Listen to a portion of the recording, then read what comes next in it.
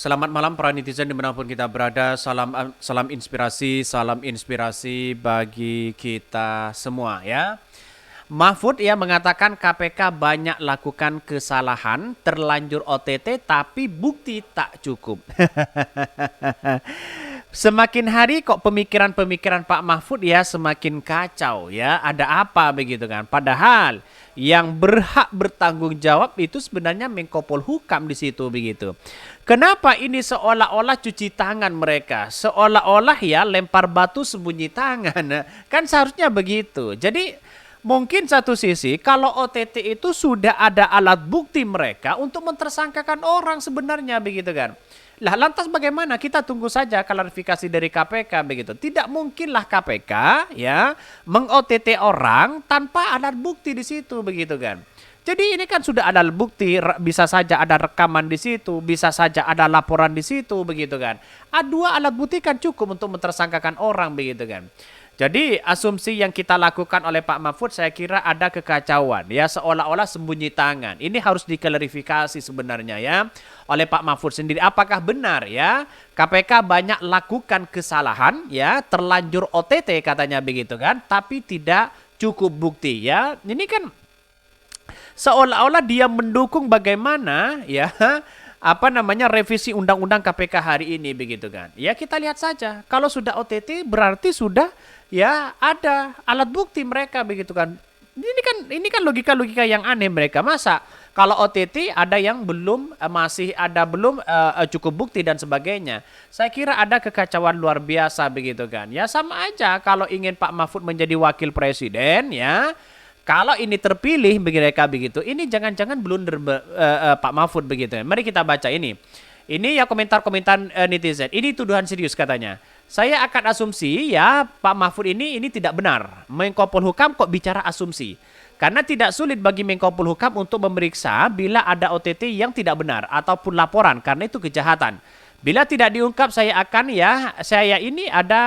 yakin ini ada kebohongan katanya ya. Bagi doi Firly Bahuri yang selalu di hati.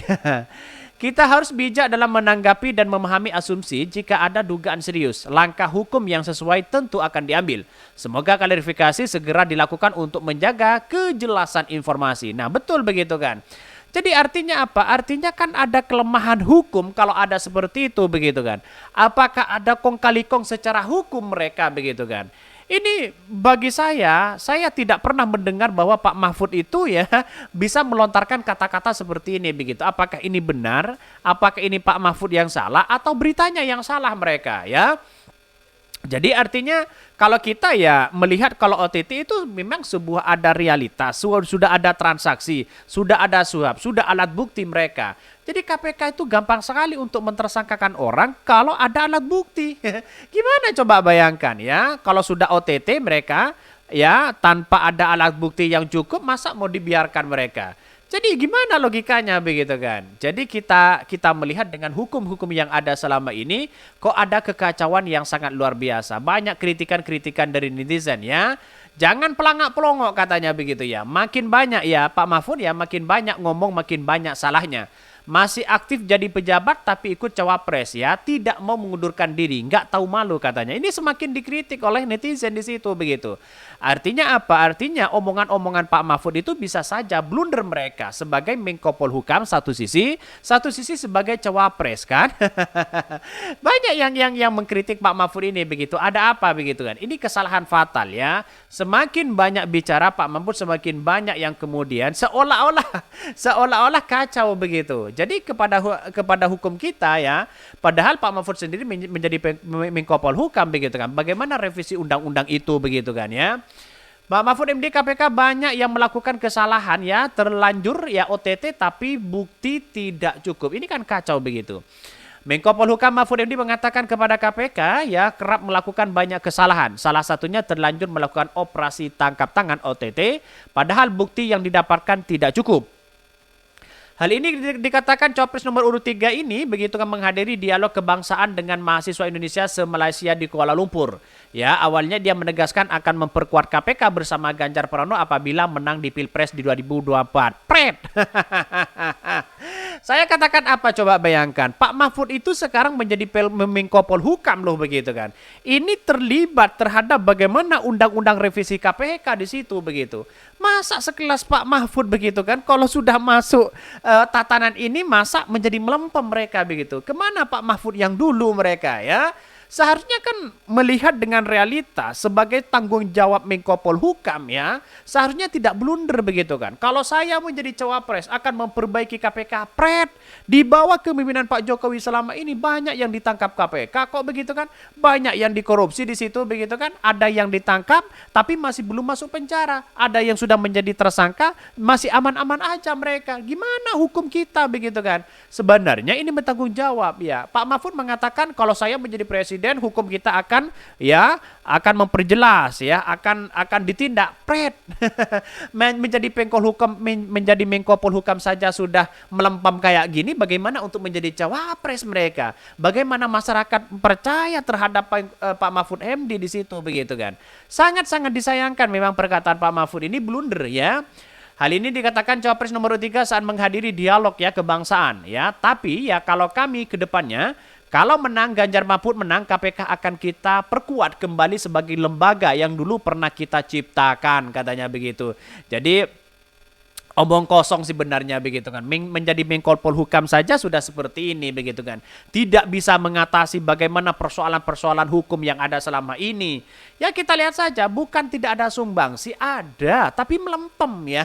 Ya kita lihat saja begitu kan. Ini Mahfud menuturkan masyarakat kerap dikaburkan ya dengan prestasi KPK yang pernah dipandang ya bagus. Jadi saat ini KPK ada kesalahan dianggap benar. Lebih lanjut, Mahfud mengatakan KPK kerap banyak melakukan kesalahan, salah satunya melakukan operasi tangkap tangan OTT, tapi bukti yang didapat itu tidaklah cukup ya. Bagaimana tanggapan KPK hari ini begitu kan? Apakah KPK melempam seperti itu kalau dibongkar oleh Pak Mahfud? Atau ini sebaliknya, apakah Pak Mahfud yang salah mereka begitu kan? Jangan-jangan kalau selama ini kena OTT berarti sudah ada alat bukti yang cukup di situ begitu kan? Sangat-sangat disayangkan perkataan Pak Mahfud ini, blunder menurut saya pribadi. Menjadi Menko Polhukam saja sudah blundernya seperti ini, kan kacau begitu kan. Masih menjabat lagi begitu kan. Jadi kalau melihat dengan sebuah hukum yang ada di Indonesia begitu kan, ya kita lihat saja angka korupsinya semakin merajalela. Oleh ya orang yang kemudian dihukum 15 tahun menjadi 10 tahun, menjadi 5 tahun, akhirnya ya bebas mereka. Ya kita lihat saja ya hukum yang ada di Indonesia selama ini. Lebih lanjut, Mahfud mengatakan KPK kerap banyak melakukan kesalahan. Itu sudah jelas ya disampaikan oleh Pak Mahfud. Apakah ini nanti mengklarifikasi begitu kan ya? Kok mendadak tidak seperti Pak Mahfud yang dulu mereka ya.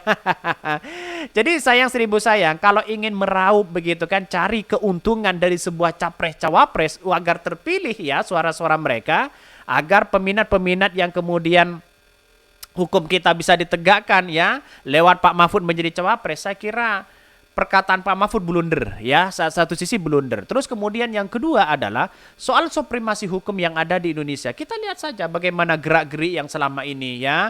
Pak Mahfud sendiri ya mengatakan tolah-toleh kanan kiri sudah banyak yang korupsi. Padahal itu Menko Polhukam, gampang saja untuk menindak orang di situ, menangkap orang di situ begitu kan. Sayang ya, seribu sayang, di luar sana yang kita tawarkan ini masalah hukum terus begitu kan. Tapi pada kenyataannya tidak bisa memberesi hukum begitu kan. Sama aja ngibul mereka begitu kan ya. Pak Mahfud kalau diundang di mana-mana soal supremasi hukum, soal penegakan hukum sana sini, tapi pada hakikatnya Pak Mahfud ini sendiri sebagai Menko Polhukam, ini kan lucu mereka begitu kan. Bagaimana korupsi yang ada di Indonesia semakin merajalela, KPK bisa diintervensi sana sini, kan begitu, lihat realitanya seperti itu, orang tidak akan percaya, masyarakat tidak bodoh hari ini, sudah tahu ya, malah ya blunder ya Pak Mahfud ini begitu. Sayang seribu sayang begitu ya. Mungkin itu yang kami sampaikan ya, tonton terus channel Ho dari Podcast Rakyat ini karena ada berita-berita menarik dan viral setiap harinya. Salam para netizen, salam inspirasi bagi kita semua. Jangan lupa di subscribe dari YouTube Ho dari Podcast Rakyat ini.